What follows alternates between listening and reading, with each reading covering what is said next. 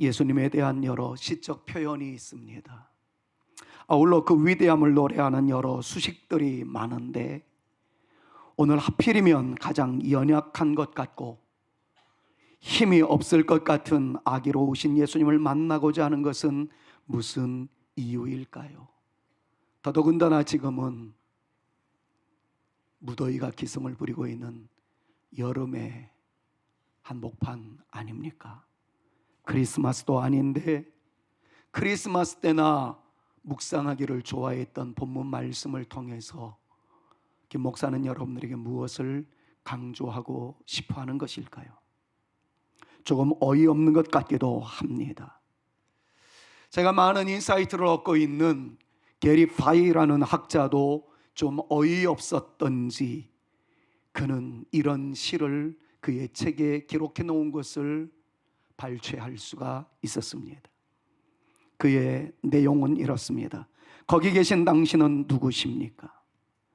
건초 속에서 칭얼거리고 엄마 품에 안긴 아기여, 당신은 세상을 지으신 하나님이십니까? 은하수를 내동댕이 치셨나요? 그리고 벌거벗은 말씀으로 그들을 붙드셨나요? 당신은 진정 하나님이십니까? 아기로 오신 예수님에 대하여 다소 의아하다는 듯 게리 파이는 전능하신 하나님이신 예수님이 아기로 오신 것에 대하여 어찌 그러셨습니까? 라는 마음으로 이렇게 질문의 형식을 갖추어 글을 써내려 갔던 것이었습니다. 저는 그 시를 읽어 내려가면서 동일한 마음이 묻어났습니다. 정말 예수님이 왜 아기로 오셨을까? 다른 초인적인 모습으로 신이신 예수님이 강력한 모양새를 가지고 군마를 타고 멋지게 등장을 했으면 모든 사람들이 더 그 권위 앞에 무릎을 꿇을 수가 있었을 터인데, 묵상하다가 저도 게리 파이의 이 시에다가 저의 시적 감정을 좀 묻어서 이렇게 좀 각색해 보았습니다. 이런 의미가 아니었을까요? 말구유에서 태어나신 예수님, 어찌 그런 곳에 계시나이까? 황제의 이불이 아니라 건초 속에서 아가의 울음을 내시며 엄마 품에 안긴 당신이요, 당신은 하나님이지 않습니까? 은하수의 영광을, 하늘에 빛나는 보좌를 다 버리시고 말씀으로 모든 것을 다스리시는 당신이요, 당신은 진정 하나님이시잖아요. 자, 저도 이 같은 내용을 써내려가면서 그랬습니다. 주님, 아가로 오신 이유가 무엇입니까? 그리고 오늘 김 목사로 하여금 여러분들에게 아가로 오신 예수님을 크리스마스도 아닌데 강조하게 되는 것은 무슨 이유였겠습니까? 질문을 던지면서 이 말씀을 좀 이끌어 나가려고 합니다.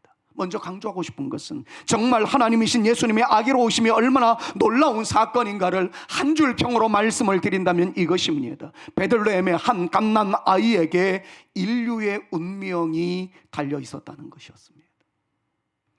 초라하게 그지없고 누구도 주목해보지 않았던 하나님과 천군 천사 외에는 난 아기에 대해서 딱히 특별한 세레모니도 없었고 셀레브레이션의 찬양도 별로 없었던 그런 상황에서의 그 아기에게 인류의 운명이 달려 있었고, 아니 인류를 넘어서 우주 사이에 다시 없는 새로운 역사의 시작을 고하게 하셨던 하나님의 놀라운 비밀이 그 아이에게 달려 있었다는 것을 말씀을 통해서 묵상하게 됩니다. 하나님께서는 세상을 구하시기 위하여 하늘의 모든 영광을 버리시고 세상으로 나가는 출입문 계단에 아이를 누이셨다는 표현이 정말 경이롭게 느껴집니다. 가장 강한 왕으로서 가장 위대한 군주로서 군사들을 이끌고 한바탕 전쟁을 치르기 위해서 엄청난 군악대들의 연주에 맞춰 왕의 대로를 행진하는 그런 모습이 아니었습니다. 프랑스의 그 화려하기로 유명한 나폴레옹이 그 길 위에서 보보다 당당하게 나타났었던 샹젤리제 거리도 아니었고, 우리나라의 청와대로 가는 세종대로도 아니었습니다. 대통령실로 가는 한강대로와 같은 뻗어난 길도 아니었습니다. 초라하게 그지없는 외양간에서 어두컴컴한 시골 마을에서 그 위대하신 왕이 태어나셨다는 겁니다. 여물통이 그의 요람이었습니다. 짐승과 목자들이 그분의 시종을 들었습니다. 제왕이 아니라 보잘것없고 가난한 부모에게서 태어났습니다. 그런데 여러분, 보이는 군악대들은 없었으나, 화려한 왕의 가도는 펼쳐지지 않았으나, 오늘 우리가 읽었던, 받았던 본문 말씀의 내용을 살펴보노라니, 이 아기를 위하여 천사들의 대합창이 있었다는 것, 우리는 이미 확인하였습니다. 그분의 탄생을 알리기 위하여 은하수의 반짝임 속에 더욱더 빛나는, 유난히 빛나는 한 별이 왕으로 나신 아기를 경배하기 위하여 길을 나선 박사들을 인도하는 놀라운 일이 일어났었던 것을 우리는 이미 더 잘 알고 있습니다. 그렇습니다. 베들레헴의 아기는 지금으로부터 27세기 전, 수천 년 전에 이사야가 예언했던 모든 것을 성취하신, 이루신 주님이었습니다. 우리는 너무나도 잘 아는 이사야의 이 아기에 대한 흔적, 이 아기에 대한 믿음의 서술을 한번 살펴볼 필요성이 있습니다. 너무나도 잘 아는 말씀이지만 한번 이사야가 그 아기에 대해서 소개한 내용을 여러분들이 눈으로 확인하면서 우리의 마음속에 한번 되새겨봤으면 좋겠어요. 이는 한 아기가, 이사야 9장 6절입니다. 같이 한번 읽습니다. 시작. 이는 한 아기가 우리에게 낳고 한 아들을 우리에게 주신 바 되었는데 그의 어깨에는 정사를 메었고 그의 이름은 기묘자라 모사라 전능하신 하나님이라 영존하신 아버지라 평강의 왕이라 할 것임이라. 여러분, 여기에서 여러분들이 주목해서 보셔야 할 내용이 있습니다. 빨간색으로 표시해놨어요. 우리에게 낳고 우리에게 주신 바 되었는데. 저는 이 본문 말씀을 가지고 참 여러 번 설교를 했습니다. 그때마다 기묘라, 모사라, 전능하신 하나님이라, 영존하신 아버지라, 평강의 왕이라, 5가지의 예수 그리스도의 정체성에 대해서 많이 강조하였던 기억이 정확하게 저에게 있고 여러분들도 다 아시리라 생각합니다. 그러나 오늘은 여기에 초점을 두지 아니하고 이 빨간 글씨에다가 초점을 좀 맞춰보려고 그래요. 우리에게 낳았다는 거예요. 하나님이 우리에게 주셨다는 겁니다. 여러분, 예수님의 오심은 그냥 이 세상에 오신 것이 아니었습니다. 우리에게 안기시기 위하여 오셨다는 거예요. 그분의 오심은 우연도 아니었고 맹목적도 아니었고, 우리를 위하여, 우리에게 안기시기 위하여, 우리를 세우시기 위하여 우리에게 오신 목적이 있다는 사실을 이 말씀은 강조하고 있습니다. 다시 강조합니다. 예수님은 우리에게 낳고 우리에게 주신 바 된 분이십니다. 저는 이 말씀을 가지고 여러분들에게 오늘 2가지를 강조하려고 합니다. 첫 번째는 하나님이 우리에게 주시고 싶어 하시는 최고의 선물은 다른 것이 아니라 예수님이라는 거예요. 우리에게 나신 분은 예수님이었습니다. 많은 사람들은 예수님 자체가 아니라 하나님이 주신 그 어떤 것을 사모할 때가 참 많습니다. 어떤 목사님이 당신을 소개할 때 이렇게 표현을 하는 것을 많이 들어보았습니다. 그 목사님의 표현을 들었었던 어떤 성도님은 저를 위해서도 기도할 때 그렇게 기도하는 것을 제가 들을 수가 있었는데, 한편으로는 제가 부끄럽기도 하고 죄송스럽기도 합니다. 왜냐하면 그 목사님은 이렇게 표현을 했습니다.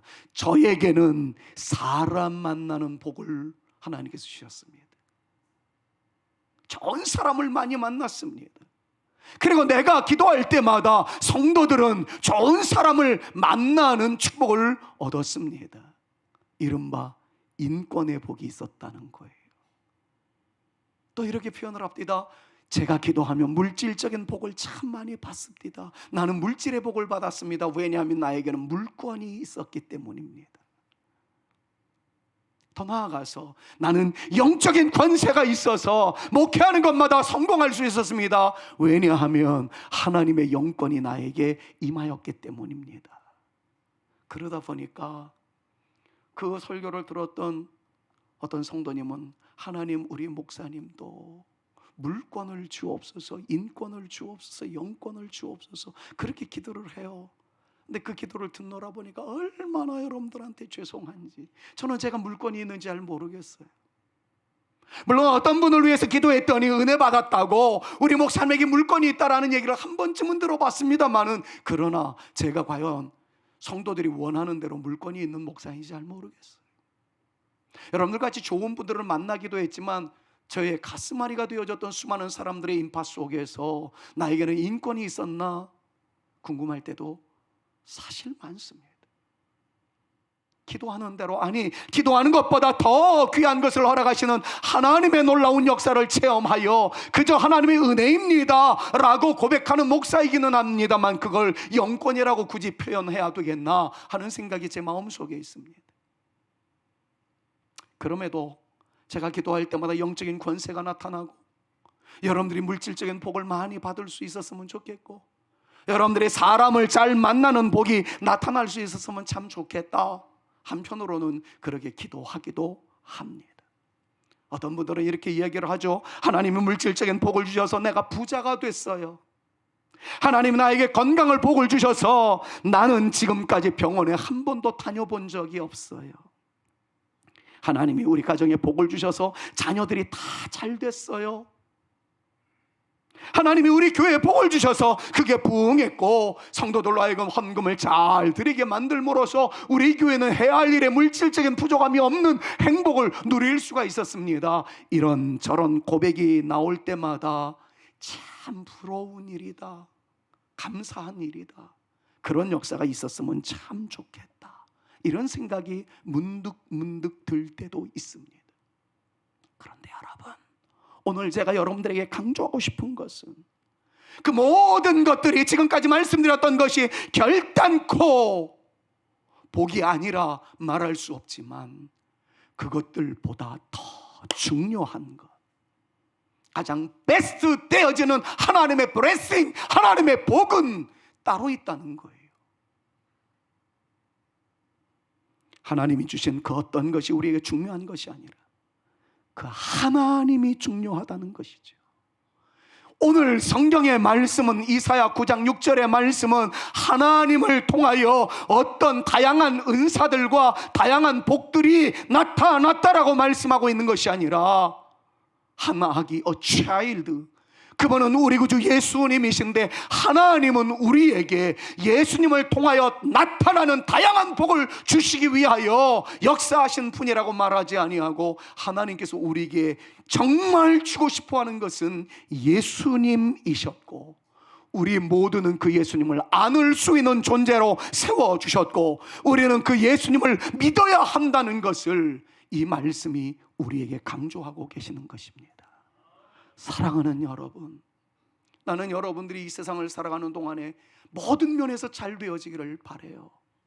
그러나 그것보다도 예수님이 여러분들의 인생에 있어서 가장 소중한 선물, 예수님을 가슴에 품으로 말미암아 예수님이 주시는 진정한 평화, 물질이 다 채우지 못하는 진정한 즐거움, 육체적 건강함이 만족을 주지 못하는 영적인 희열, 여러분들의 가족 속에서, 가정 안에서 나도 모르는 사이에 구름처럼, 뭉게구름처럼 피어오르는 내적인 평화의 감동적인 역사가 우리 구주 예수 그리스도로 말미암아 우리 가운데 나타날 수 있기를 우리 구주 예수 그리스도의 이름으로 축원합니다. 그래서 성경은 이렇게 말합니다. 예수 그리스도가 우리에게 낳고 우리에게 주신 바 되어졌다고 말이지요.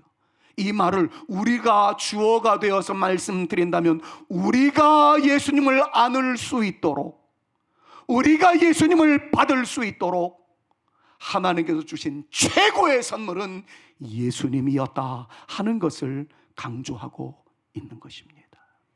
사랑하는 여러분, 지금 이 시간에 우리가 사람들의 원하는 그 모든 것이 우리에게 다양하게 나타나지는 않았다고 할지라도 우리에게 다가오시는 예수님, 그 예수님으로 인해서 자부심과 긍지를 가지며 흔들리지 않는 믿음을 유지해 나가는 능력 있는 저와 여러분, 우리 모두가 되어질 수 있기를 우리 구주 예수 그리스도의 이름으로 축원합니다.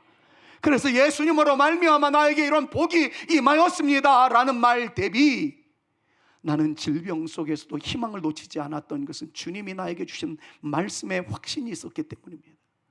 나는 지금 사방으로 우울해요. 우울감에 의해서 묻혀지는 인생이 될 수밖에 없었습니다. 그러나 내가 예수님의 이름을 부르는 순간 이 우울함의 절벽에서 일어날 수 있었습니다 하여 이 모든 상황에서 일어나게 하시는 예수님을 찬양하며 예수님 때문에 만족할 수 있는 저와 여러분, 우리 모두가 되어져야 할 줄로 믿습니다. 우리에게 희망의 아름다운 일만 있는 것 아니잖아요. 부정의 여러 가지 꼬임의 연상 속에서 무너질 때가 얼마나 많습니까? 그런데 예수님이 나와 함께 하시면 어둠이 물러갈 줄로 믿습니다. 왜냐하면 주님은 빛이기 때문에 그래요. 우울함이 물러갈 줄로 믿습니다. 왜냐하면 주님은 기쁨이기 때문에 그래요. 우리에게 불협화음이 나타나는 갈등과 긴장의 모습이 사라지게 될 줄로 믿습니다. 왜냐하면 그분은 평화이시기 때문에 그렇습니다. 주님이 중요한 거예요. 주님이 우리에게 필요한 거예요. 두 번째 중요한 말씀을 드립니다. 오늘 저는 제 생에 있어서 가장 잘하는 설교는 아니라 할지라도 인생 설교를 여러분들한테 한다라고 생각하고 말씀을 준비했어요. 어차피 이 말씀은 여러분들 중에 어떤 분들은 듣지 않아도 될 말씀일지도 모릅니다. 그러나 저는 이 말씀이 목사인 저에게 선포되는, 우리 신앙의 연조가 깊으신 장로님들에게 선포하기 위하여, 권사님들에게 선포하기 위하여 이 말씀을 준비하였습니다. 왜냐하면 오늘이 이 여러분들의 인생에 있어서 가장 중요한 날이 될 수 있기 때문에 그렇습니다. 그 이유는 오늘 이 고백이 말씀 결론 부분에 가서 여러분들이 좀 나누었으면 좋겠다고 생각하는 그 고백이 우리의 인생에 없는 순간, 없는 한, 주님은 우리와 아무런 상관관계가 없기 때문에 그렇습니다. 그래서 여러분들에게 강조하고 싶은 것은 그 예수님을 받을 수 있는 존재는 방금 전에 우리가 읽었던 대로 우리에게 낳고 우리에게 주신 바 되었는데 라는 말씀에서 살펴볼 수 있는 우리의 개념입니다.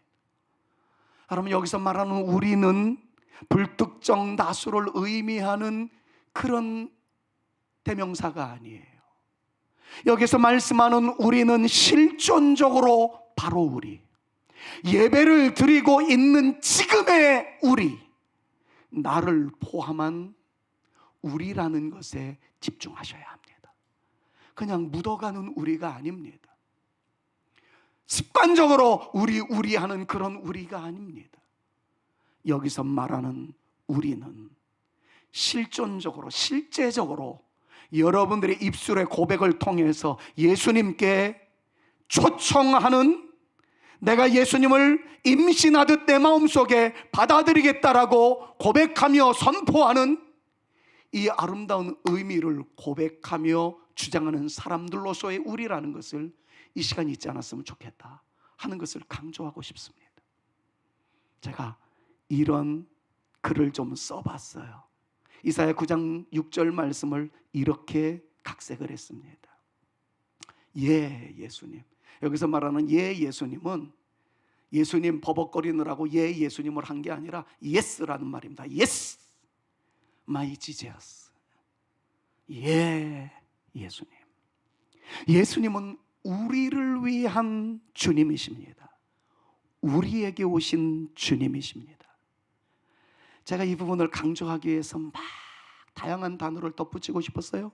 주님은 우리에게, 주님은 지금 나에게, 주님은 지금 우리 가족에게, 주님은 여러분들의 삶의 영역 속에, 그리고 주님은 우리 교회 위에 놀라운 일을 일으키시는 기묘자로, 그 어떤 슬픔 속에서도 이길 수 있게 하시는 위로자로, 못하실 일이 전혀 없으신 전능하신 하나님으로, 영원히 우리가 기댈 수 있는 아버지로, 그 어떤 어둠의 현실 속에서 평강을 주시는 위대한 왕으로, 다시 강조합니다.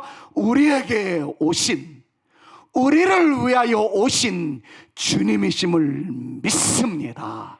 이것이 저와 여러분들의 고백이 되어져야 할 줄로 믿습니다. 그냥 뜬구름 잡는 사람으로서의 우리가 아니라, 그냥 아무런 의미 없이 말하는 우리가 아니라, 그 예수님을 나의 예수님으로 믿는 바로 그 우리, 바로 그 나. 여러분, 이것이 우리 인생에서 가장 중요한 것이기 때문에, 어쩌면 저희 수십 년 동안의 설교에서 가장 중요한 설교를 한다라고 말씀을 드렸는지도 모르겠습니다. 여러분, 이 사람들에게 나타나신 예수님은 정말 다릅니다. 예수님이 주시는 그 무엇을 잡기 위하여 나가는 존재가 아니라, 이런 것들은 다 내려놓습니다. 하나님, 나에게 긍정의 여러 가지 좋은 것들이 나타날 뿐만 아니라 부정의 다양한 고통의 순간이 임한다 할지라도 내가 붙잡은 예수, 이 예수님을 절대로 내려놓지 않겠습니다. 주님 붙잡고 나가는 믿음의 용사들에게, 우리가 참 많이 불렀던 노래예요. 제가 참 많이 인용했었던 그런 찬양의 가사입니다. 그런 사람들에게 나타나신 주님은 여러분들의 인생의 길을 여실 줄로 믿습니다. 왜냐하면 그런 웨이메이커였기 때문에 그래요. 길을 만드시는 분이에요. 길을 만드시는. 제가 간증이나 예화를 많이 하게 되면 성경 본문에서 자꾸 떠나게 될까 봐 제가 할 수만 있으면 하지 않습니다만, 더더군다나 저희 가족 얘기는 안 하려고 노력을 합니다만, 저 딸을 통해서 받은 바 은혜가 참 커요. 유학을 간 녀석에게 아빠로서 해줄 수 있는 것이 저에게는 없었습니다. 그러니까 기도 외에는 다른 도움을 줄 수 없어서 늘 미안했었는데, LA처럼 교포들이 많은 상황 속에서 공부를 한다면은 그래도 언어의 장벽을 어느 정도는 이길 수가 있었을 텐데, 녀석이 유학하고 있는 장소는 한국 사람이 거의 없습니다. 뿐만 아니라 흑인들도 거의 없는 백인들만의 주이고 도시입니다. 그러다 보니까 인종차별이 얼마나 심한지, 황인종이라는 이유 때문에 딸내미가 당했던 서러움과 인종차별의 아픔이 얼마나 극심했는지, 제 집사람이 지금 방문하고 있는데 한글로, 한국말로 대화를 나누는 것 자체가 힐링이 된다는 거예요. 남편이랑은 이 대화를 나눌 수 있는 시간이 그렇게 많지가 않고요. 남편도 열심히 일을 하다 보니까 저녁 때 늦은 밤에 들어와서 피곤함 때문에 잠을 들기에 일수이다 보니까 대화를 하지 못하는 속에서 엄마랑 지금 이런저런 얘기를 나누는 것 자체가 얼마나 큰 희열을 느끼는지. 그런데 딸내미가 이런 얘기를 하더라고요. 정말 자기에게는 우겨쌈을 당한 것 같았다는 거죠. 공부를 하는 동안에 공부에 몰입을 해서 그래도 버텨내기는 했지만 요 공부를 끝나고 나면 어떤 길이 열려질지 도무지 알지 못해서 흑암 속에서 허우적거리는 인생과 같았다라고 얘기하는 거예요. 근데 놀라운 것은 요 스테이지, 요 무대, 요 과정을 딱 끝나고 나면 하나님께서 희한하게도 보이지 않던 길을 하나 딱 보여주시더니, 그 길을 통해서 또 나갔더니 또 다른 절벽을 만나는 듯 하였으나 그 과정을 다 이수하고 난 다음엔 또 다른 길들이 나타나고, 지금의 상황에 와 보노라니 하나님께서 때에 적절하게 길을 만들어 주신 분이라는 사실을 내가 고백하지 아니할 수 없습니다. 여러분, 이 말 자체가 얼마나 아빠로 하여금 울게 만들었는지 몰라요. 사랑하는 여러분, 여러분들의 앞에 지금 암담하게 느껴지는 것 같다 할지라도 청년 세대들이요, 대학 과정을 열심히 공부하지만 그 이후에 취업의 문이 어떻게 열릴지 모르겠노라고 답답해하는 사람들이 있는데, 제발 예수님을 믿으십시오. 예수님을 붙잡으세요. 주님을 붙잡으면 주님께서 길을 만들어 내시는 줄로 믿습니다. 그 길이 다양하게 나타나는 7길로, 아니 100여 길로, 1000여 길로, 만여 길로 주님께서 열어주시는 놀라운 역사가 나타난다는 사실을 믿음으로 주장하며 길을 여시는 주를 찬양하며 나아갈 수 있는 저와 여러분 모두가 되실 수 있기를 우리 구주 예수 그리스도의 이름으로 축원합니다. 만약에 안 되면 하나님께서는 기적을 통해서라도 미라클 워커, 기적으로 역사하시는 분이고, 하나님께서 말씀하신 거에 대해서는 반드시 지킨다, 약속을 성취하시는 하나님, 프라미스 키퍼라고 표현을 하잖아요. 어둠의 요소가 우리를 옥조여 온다 할지라도 두려워하지 않을 것은 그 모든 어둠이 빛으로 말미암아 사라질 것이다. 그래서 주님에 대해서 이렇게 표현하잖아요. Light in the darkness. 모든 어둠 가운데서 주님은 빛이라고 말이죠. 그 찬양의 마지막 가사는 그렇습니다. My God, that is who you are. 오 나의 하나님, 바로 당신 여호와이시군요. 사랑하는 여러분, 여러분들이 믿고 있는 예수는 그냥 성인 중에 한 사람, 우리에게 약간의 도움을 주시는 분이 아니라 전지전능하신 하나님, 어둠을 몰아내시는 분, 기적으로 역사하시는 분, 약속하신 모든 것들을 이루시는 분, 여러분들의 인생의 모든 길을 여시는 분임을 믿음으로 주장하며 그 주님을 믿으시기를, 그 주님을 마음속에 저장하시기를, 그 주님을 심령 속에 임신하시기를 우리 구주 예수 그리스도의 이름으로 축원합니다. 바로 그 주님이 이런 일을 이루시기 위하여, 바로 우리를 위하여, 나를 위하여 아가에서 어른으로 자라셨고, 중죄인이 달리시는 십자가 위에 내동댕이 쳐 짐을 당하셨고, 마침내 죽은 자 가운데서 다시 살아나셨고, 지금은 하나님의 우편에 계시며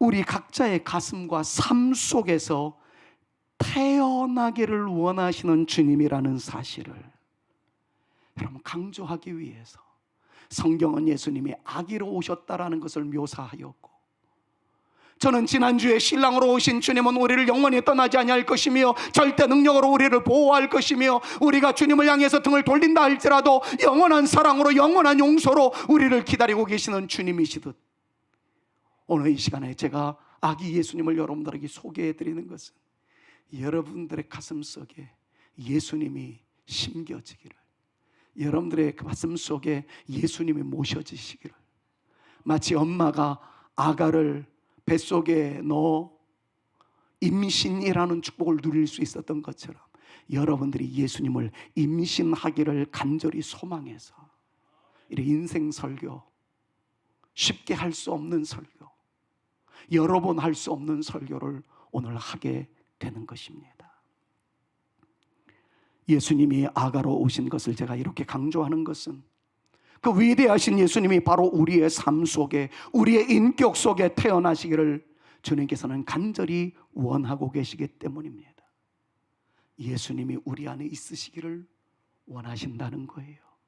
우리의 삶 속에 있기를 원하신다는 거예요. 마치 여인이 그 아이를 배 안에 품고 있듯이, 엄마가 사랑하는 아이를 안고 있듯이 말입니다. 결론적 설교를 위해서 한 시를 여러분들에게 소개해 드립니다. 저는 이 시가 여러분들의 마음을 울렸으면 좋겠어요. 여러분들에게 영적인 도전을 가져다 주었으면 좋겠어요. 지나치게 감성적인 시도 아닙니다. 그러나 이 시가 여러분들에게 놀라운 역사로 나타날 수 있기를 간절히 소망해요. 이렇게 표현을 합니다. 2000여 년 전 그리스도는 베들레헴에서 태어나셨으나, 빨간 글씨를 주목해서 보십시오. 그분이 당신 안에 태어나지 않으시면 당신의 영혼은 아직도 불행합니다. 당신의 가슴이 곧 그분이 탄생하신 구유가 된다면 이제 다시 한번 하나님이 오셔서 땅 위에 평화를 주실 것입니다. 여러분, 이 내용 바로 전으로 다시 돌아가 보십시오. 예수님은 아가의 모습으로 2000년 전에 태어나셨어요. 베들레헴에서 태어나셨어요. 그런데 주님은 지금 바로 이 장소에 여러분들 개개인에게 예수님이 임신되어지기를 원하신다는 거죠. 여러분들의 가슴 속에 예수님이 모셔드려져 있기를 주님께서는 원하신다는 겁니다. 만약에 여러분들 가운데 지금 입으로는 예수 하고 수십 년대 예수님을 찬양하고 예배는 드렸지만 여러분들의 마음속에 개인적으로 받아들이는 예수 그리스도의 흔적이 나타나지 않는다면 여러분들은 가짜 그리스도인이 될 수도 있다는 것입니다. 불행한 분이라는 거예요. 그래서 저는 여러분들을 진심으로 사랑하는 마음으로 부탁드리는 겁니다. 예수님을 이 시간 영접할 수 있기를 바랍니다. 예수님을 모셔드릴 수 있었으면 참 좋겠어요. 그게 역사의 시작이기 때문에 그렇습니다. 제가 이렇게까지 감성적으로 마무리를 하고 싶지는 않았습니다만은 이렇게 표현해 보는 것은 어떨까요? 엄마가 아가를 임신시켰습니다. 아침에 일어납니다. 제일 먼저 하는 게 뭐였을까요? 태동을 느끼며 아이의 발길질을 느끼는 엄마들은 제일 먼저 자기 배 안에 있는 아가를 향해서 손을 얹고 잘 잤어? 네 발길질에 엄마는 깼어. 누구랑 최초로 소통을 합니까? 아가랑 소통합니다. 우리가 예수님을 영접했다면 정말 예수님에 대해서 얼마나 의사소통을 하세요? 교회 올라와서 예수여 경배를 올려드립니다 이 정도가 아니라 여러분들이 일상생활에서 매 순간마다 주님이 나와 함께 하심을 인지하며 슬픔의 현실이 있을 때에는 주님 내가 지금 슬퍼요 라고 주님께 읍조아릴 수 있는 경건성이, 믿음의 영성이 과연 우리에게 있습니까? 좋은 일이 있었을 때 쾌재를 부르면서 스스로에게 찬사를 보내면서 치열업을 하는 일들은 많지만 그 순간에 주님을 떠올려가면서 주님께 영광 올려드리며 주님께 감사하는 모습이 과연 우리에게는 얼마나 있었습니까? 내 행동이 막 세면 아이가 위험할까봐 정말 온 아이에게 집중하는 산모의 임산부의 아름다운 모습을 우리는 보면서 심하다, 너무했다 그러는 사람이 누가 있겠어요? 잘 견디고 있구나 축하의 박수를 보내지 않습니까? 사랑하는 여러분, 우리의 일상에서 우리가 주님을 향해서 나누고 있는 아름다운 영적 몸부림은 어떤지를 한번 점검해 봤으면 좋겠어요. 영원하신 예수님은 저와 여러분들을 구원하시고자 저와 여러분들을 위하여 2000년 전에 이 땅에 사람으로 오셨습니다. 역사적 사실입니다. 그런데 지금 바로 여기에서 우리가 반드시 해야 할 일이 있다는 거지요. 우리는 그 역사적 예수님을 우리에게 실존적으로 임신하셔야만 한다는 거예요. 쉬운 말로 하자면 예수님이 우리 안에 있어야 한다는 겁니다. 주님께서 말하고 싶은 것은 바로 이거예요. 얘야, 내가 지금 네 안에 있어. 정말 어려움이 있을 때 주여 함성을 부르고 주여 삼창을 할 때에 저기 멀리에서 다가오시면서 그래 나를 찾는 너에게 다가간다 이 예수님이 아니라 정말 숨이 콱콱 막히는 그 참담한 현실 속에서도 신음소리를 내뱉으며 주님 내가 너무 힘들어요. 그럴 때 주님께서 속삭이십니다. 내가 네 안에 있어. 그 주님 때문에 용기 백배하여 일어날 수 있는 그러한 사람들이 진짜 크리스찬이라는 거죠. 사랑하는 여러분, 지금 이 시간에 여러분들 안에 예수님이 계시는지 계시지 않는지 모른다면 그건 불행입니다. 여러분들 모두가 예수님을 영접할 수 있는 아름다운 날들, 아름다운 여러분들 다 되시기를 우리 구주 예수 그리스도의 이름으로 축원합니다. 아가로 오신 주님을 품을 사람, 품어야 할 사람, 그것은 바로 우리입니다. 그래서 저는 마지막으로 여러분들에게 도전적인 메시지를 증거하고자 합니다. 장로라는 타이틀 다 내려놓으십시오. 권사라는 타이틀 다 내려놓으십시오. 신앙 연조 다 내려놓으십시오. 그리고 이 시간 주님을 초청해 보십시오. 저는 목사라는 타이틀 이 설교를 준비하면서 내려놓았습니다. 그리고 이렇게 주님께 고백하기를 원하였습니다. 성경 속에 예수님을 나의 구주로 믿습니다. 내게 오시옵소서. 내 마음 내 영혼에 들어와 주옵시사 나를 만져주시고 나와 함께하여 주옵소서. 여러분들이 여러분들의 주님을 인비테이션 하는 거예요. 어쩌면 신앙 연조가 60년이 되었는데도 불구하고 초청하는 기도를 한 번도 하지 못하신 분이 계실는지도 몰라요. 나는 늘상 그냥 주님을 불러왔거든요. 나는 늘상 예배를 드렸거든요. 여러분, 그건 중요하지 않습니다. 그 예배 드렸던 하나님이 내 하나님이심을, 내 안에 계심을 내가 선포해야 합니다. 내가 초청해야 합니다. 이 시간 여러분들이 공식적으로는 따라하지 않는다 할지라도 마음속으로 저를 한번 따라해 주셨으면 좋겠어요. 이 시간이 마지막입니다. 그러나 가장 빠른 남아있는 인생의 최고의 순간일 수 있습니다. 성경 말씀 속에 예수님을 나의 구주로 믿습니다. 내게 오시옵소서. 내 마음을, 내 영혼을 만져주시고 나와 함께하여 주시옵소서. 이 고백을 하는 사람들에게 주의 은혜가 임합니다. 그의 마음속에 예수 그리스도의 생명의 역사가 나타납니다. 하늘의 평화가 나타납니다. 왜냐하면 그 예수님이 길이요 진리요 생명이시며 평화의 근원이시며 인생의 모든 문제의 답이시기 때문에 그렇습니다. 그 주님이 우리와 함께 하실 때 그 이후에 우리가 원하는 모든 것들을 얻을 수 있다는 사실을 기억하면서 그 주님을 붙잡고 나가는 저와 여러분, 우리 모두가 되실 수 있기를 우리 구주 예수 그리스도의 이름으로 축원합니다. 마지막 결론의 멘트는 이렇습니다. 주님께서 아기로 이 세상에 오신 것은 우리에게 안기기 위함이셨다.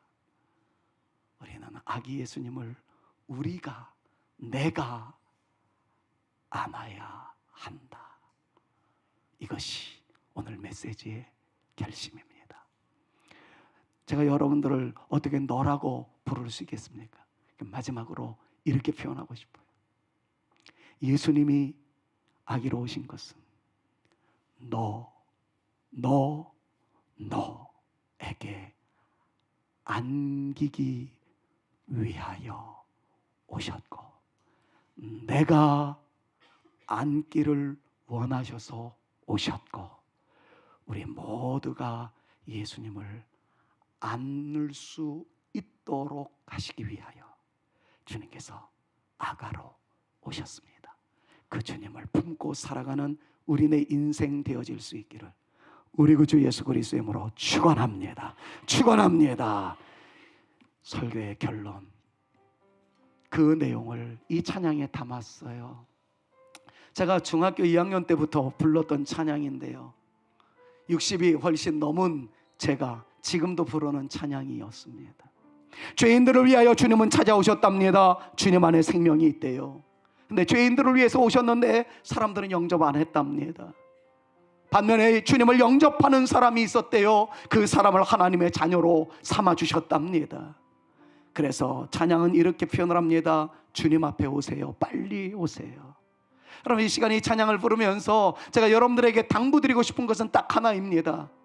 주님 내 안에 오십시오. 방금 설교의 결론 부분에서 저를 따라하라고 마음속으로 한번 외쳐보자라고 말씀드렸던 것을 다시 한번 새기면서 주님, 이 마음속에 오세요. 내가 주님을 영접합니다. 주님을 임신합니다. 나와 함께하여 주옵소서. 이 찬양으로 설교를 마무리합니다. 죄인들을 위하여 주님 오셨어요. 죄인들을 위하여 주님 찾아오셨네. 주 안에 생명이 있네. 죄인들을 위하여 주님 찾아왔으나 사람들 영접하. 그러나 영접하는 사람들이 있습니다. 주님 영접하는 자, 주님 영접하는 자, 하나님의 자녀요. 주 안에 생명이 있네. 주님 앞에 오시오. 어서 빨리 오시오. 주 안에 생명이. 주님 영접하는 나는 영원한 생명을 얻는다고 고백합시다. 예수 안에 생명이 있네. 주님이 빛이 되시네.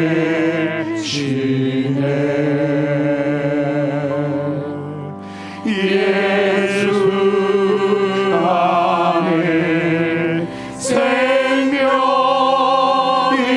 있네. 주님이 빛이 되시네.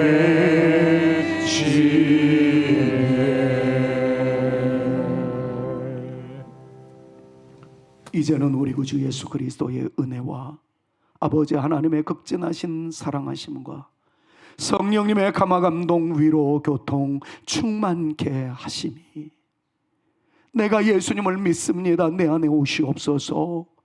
영접함으로써 이제는 내가 사는 것이 아니라 내 안에 주님께서 사는 것이라 고백하는 믿음의 확신을 가지고 살아가기 까닭에 내 안에 계신 예수님으로 말미암아 내 안에 더러움이 떠나가며 어두움이 떠나가듯 내가 머무는 우리 가정에 어두움이 떠나가게 될 줄로 믿습니다. 내 자녀들의 문들이 열려질 줄로 믿습니다. 하나님께서 역사하여 주실 줄로 믿습니다. 하나님을 의지하며 나가리라 다짐하며 기도로 선언하며 각자의 삶의 터전으로 나가고자 하는 우리 모든 성도님들 머리 위에와 저들의 가정 위에, 가슴에 품은 내가사들 위에와 우리 사랑하는 성산교회 위에 이제로부터 영원토록 함께 있을지어다. 아멘.